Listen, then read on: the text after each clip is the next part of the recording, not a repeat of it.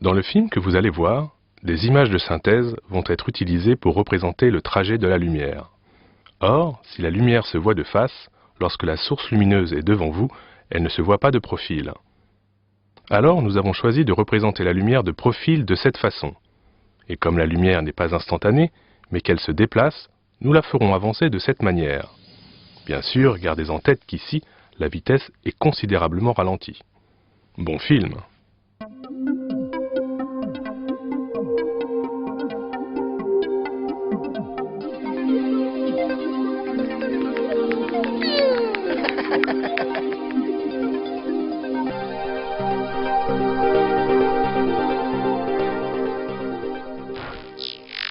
En 1849, un physicien français, Hippolyte Fizeau, était parvenu pour la première fois à mesurer la vitesse de la lumière sur Terre.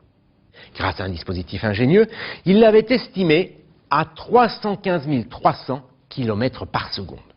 Alors je sais, on est un peu loin de l'estimation faite par l'anglais James Bradley, environ 300 000 km par seconde. Mais qu'importe les chiffres, le succès de Fizeau tenait d'abord et avant tout au dispositif qu'il avait mis en place, un dispositif qui prouvait que l'on pouvait mesurer la vitesse de la lumière sur Terre. Fizeau était d'ailleurs parfaitement conscient de cette marge d'erreur, qu'il attribuait à juste titre au manque de précision du matériel qu'il avait utilisé. D'ailleurs, il ne publiera même pas ses résultats. Mais ça ne l'a pas empêché d'être salué par l'Académie des sciences et décoré de la Légion d'honneur. Pour autant, ce succès n'avait pas réglé tous les problèmes. À cette époque, je vous rappelle, les astronomes cherchent à déterminer avec précision la distance Terre-Soleil. Or, pour calculer cette distance, ils ont besoin de connaître précisément la vitesse de la lumière, d'où les travaux de Fizeau. Cependant, la valeur trouvée par Fizeau étant imprécise, eh bien la question demeurait toujours en suspens. En 1853, Urbain Le Verrier prend la tête de l'Observatoire de Paris. Il a toujours regretté que Fizeau n'ait pas poursuivi ses recherches. Il demande donc à Léon Foucault de lui fournir une nouvelle mesure plus précise de la vitesse de la lumière. Léon Foucault, je suis sûr que ce nom vous dit quelque chose, mais si, c'est le compagnon de route d'Hippolyte Fizeau. Comme lui, c'est un autodidacte et ensemble, ils ont obtenu la première photographie du Soleil.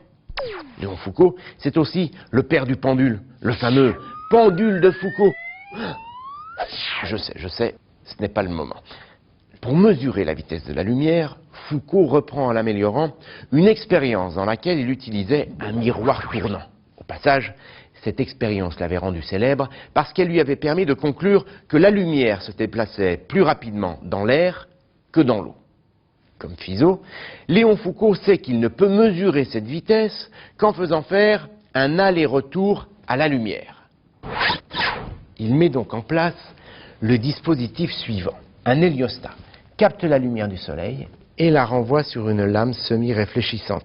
La lumière traverse cette lame, puis est réfléchie par le fameux miroir tournant.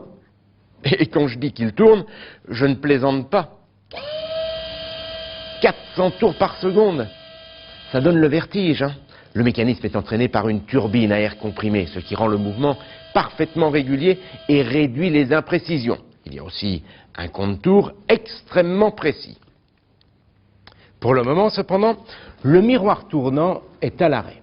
Dans cette position, la lumière est dirigée vers un premier miroir fixe, puis vers un deuxième, un troisième, un quatrième et enfin un cinquième miroir conçu et orienté de telle sorte qu'une fois la lumière arrivée ici, elle repart en sens inverse en suivant exactement le même chemin jusqu'à la lame de verre semi-réfléchissante qui dirige alors la lumière vers un oculaire. En partant du miroir tournant et en y revenant, la lumière parcourt très exactement 40,4 mètres. Le dispositif comporte également une mire graduée située ici. Cette mire a été réalisée par Gustave Froment, celui-là même qui a travaillé avec Fizeau. Lorsque la lumière pénètre le dispositif, elle franchit la mire et projette l'image de cette mire sur tout son trajet aller et sur tout son trajet retour. Si les miroirs sont bien alignés, l'image de la mire apparaît dans l'oculaire. On place alors devant l'oculaire un réticule, autrement dit, un petit repère, et on le positionne précisément afin qu'il se trouve au milieu de la mire sur une graduation. Foucault lance le mécanisme du miroir tournant. La lumière s'y réfléchit. Seulement, étant donné que le miroir tourne, la direction de la lumière est sans arrêt modifiée. Concrètement, ou bien elle est dirigée vers les autres miroirs, ou bien elle passe à côté. Tout se passe en fait comme si l'image de la mire clignotait dans l'oculaire. J'ai bien dit comme si. En effet, le miroir tourne tellement vite que l'œil ne s'en aperçoit même pas, à cause d'un autre phénomène qu'on appelle la persistance rétinienne. Alors à quoi lui sert tout ce dispositif? Eh bien, observons au ralenti ce qui se passe au niveau du miroir tournant.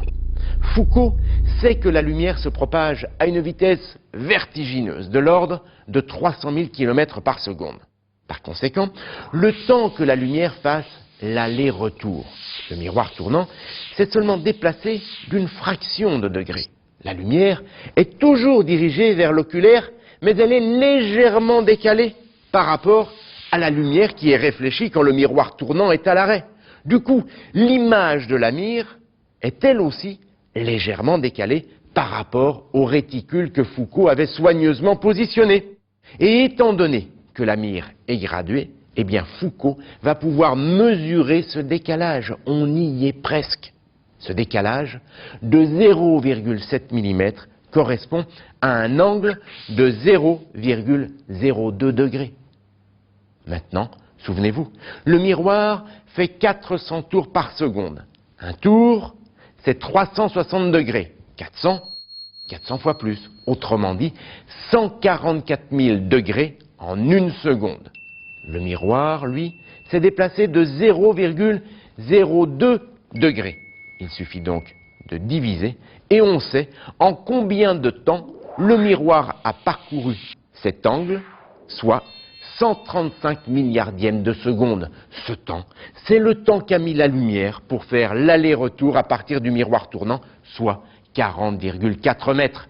Nous sommes en 1862, Léon Foucault annonce son résultat avec une incertitude de 500 km par seconde. Très vite, la course à la précision allait maintenant commencer. Mais ça, c'est une autre histoire.